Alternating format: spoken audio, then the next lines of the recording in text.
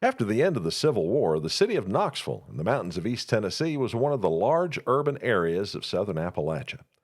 Now, the city was a rail hub, factory center, and resource exporter to the rest of the country. They even had an opera house, a sign of culture. It was also a place that knew violence of the kind that you usually saw out west. Today, we tell the story of one of the most notorious of those violent incidents. Hello, folks. I'm Steve Gilley along with Rod Mullins, and this is Stories, a History of Appalachia. Steve, once again, another script that just proves that things were just as wild and woolly back here in Appalachia as they were back in the Old West, back in those 1800s into the early 1900s. But of all places, Knoxville. And I always heard growing up that Knoxville was a very rough place at one time. But I have a question for you. The Yes, sir. Opera House? An Mm. opera house Yes, in they had an Knoxville? opera house. Yes, they were trying to get classy in Knoxville back in the 1880s. Were they singing the Ode to Rocky Top? I don't know. We'd have to wait until the fat lady sings, is all I I guess know. so. Well, this story all started with a land deal. In May 1881, Joseph A. Mabry II agreed to sell several hundred acres of land to Thomas O'Connor. Now, Mr. O'Connor was the president of the Mechanics Bank in Knoxville, and Rod, he was the richest man in Tennessee. Most of that wealth gained by his wheeling and dealing as opposed to an inherited fortune.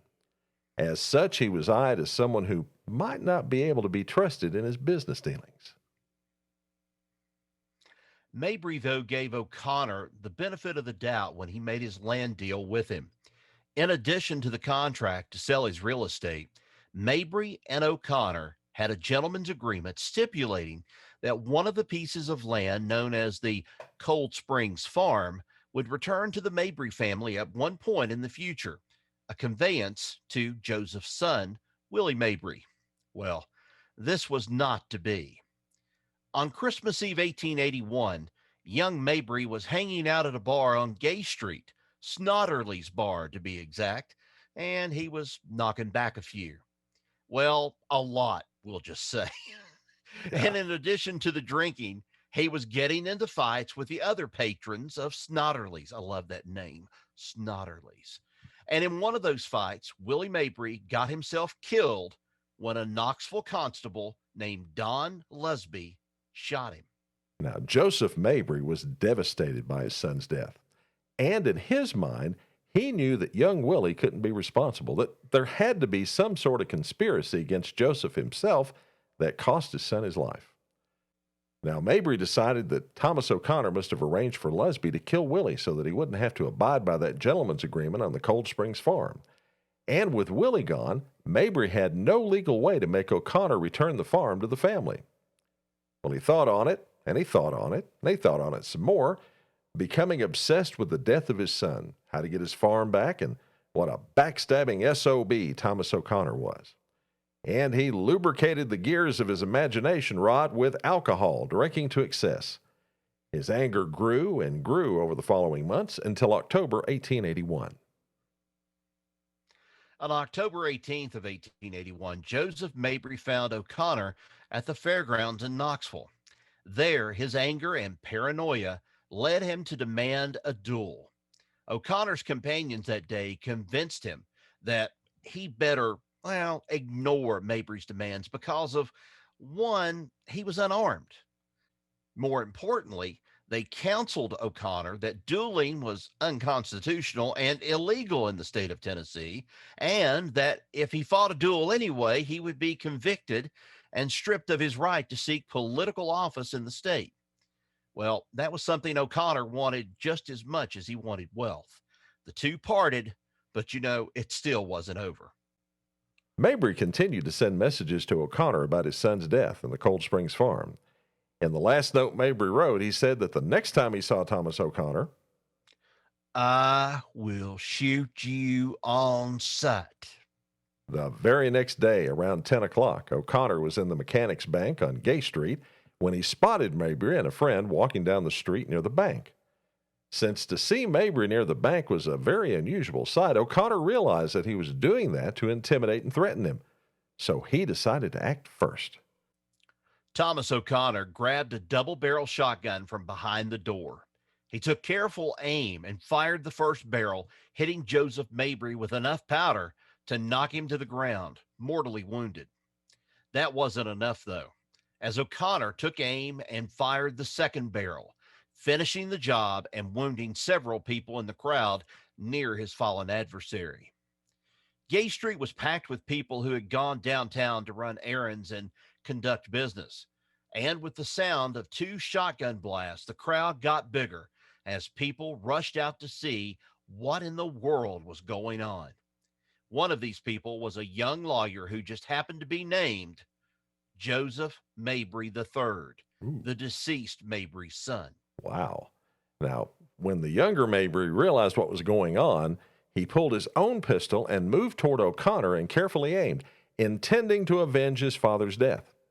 By that time, though, someone had given O'Connor another fully loaded double-barrel shotgun, and as soon as Mabry fired, so did O'Connor. Both men were hit, and both men fell to the ground.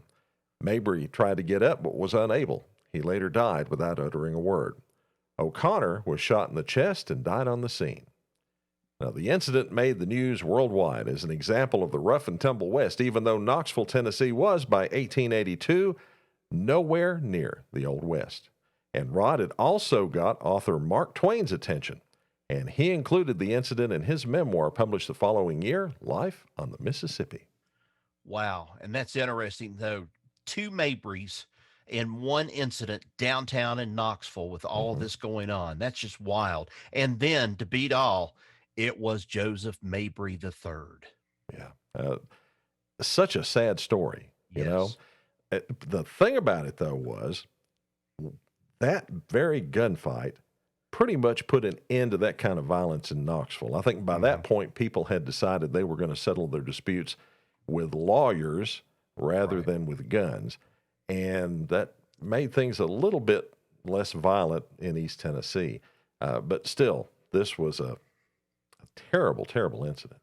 Well, this is one of those things too that I mean, you really just can't say enough about. Again, that Appalachia, a lot of people have talked about it, and I think I've even mentioned it too at a couple of history gatherings that we've been at before of saying that yes, Appalachia was just as bad or if not worse than the Wild West of everything going on to the west of here.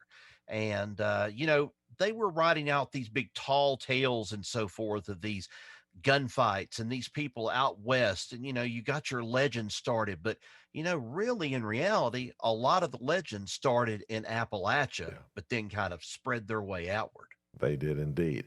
And folks, that's the story of the last gunfight in Knoxville, a bit of the history from this place we call home, Appalachia. Thanks for listening. Now, you can subscribe to the Stories Podcast in many ways on Apple Podcasts, Stitcher, Spotify, Google Podcasts, Amazon Music, Radio Public, TuneIn, iHeartRadio, and I could just go on and on. We are also on YouTube. You can see mine and Rod's smiling face as we tell you these stories. And you can subscribe to the Stories Podcast on YouTube by clicking that subscribe button right down below. And we'd also love it if you'd like today's story as well. Well, folks, till next we meet, so long, everybody.